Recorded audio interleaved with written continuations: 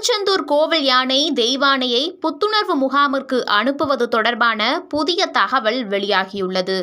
ஆக்ரோஷமான யானை தாக்கி பாகனின் உறவினரும் உயிரிழந்த நிலையில் தெய்வானை தனி அறையில் வைத்து கண்காணிக்கப்பட்டு வருகிறது.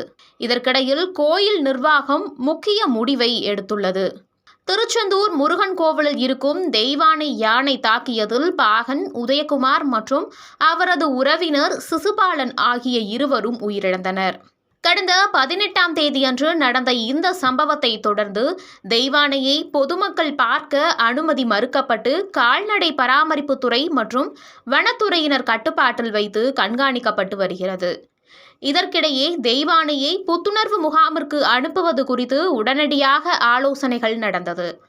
திருச்சி, முதுமலை, டாப் ஸ்லிப் ஆகிய 3 யானைகள் மறுவாழ்வு மற்றும் புத்தாக்க பயிற்சி மையத்திற்கு அனுப்புவது குறித்து ஆலோசனை நடந்தாலும் இதுகுறித்து முழுமையான முடிவு ஏதும் எட்டப்படவில்லை.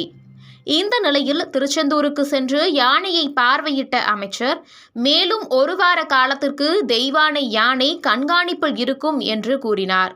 யானை புத்துணர்வு முகாமிற்கு அனுப்பப்படுமா என்ற செய்தியாளர்களின் கேள்விக்கு பதிலளித்த அவர், இங்கேயே தேவையான அனைத்து வசதிகளும் செய்து வருவதால் அனுப்ப தேவையில்லை என்றார்.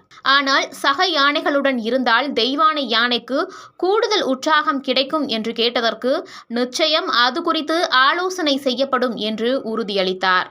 தொடர்ந்து கோயில் அறங்காவலர் குழு தலைவரிடம் தொலைபேசியில் தொடர்பு கொண்டு கேட்டபோது தெய்வானையை வெளிமாவட்டங்களில் உள்ள புத்துணர்வு முகாமிற்கு அனுப்ப முடிவு எடுக்கவில்லை.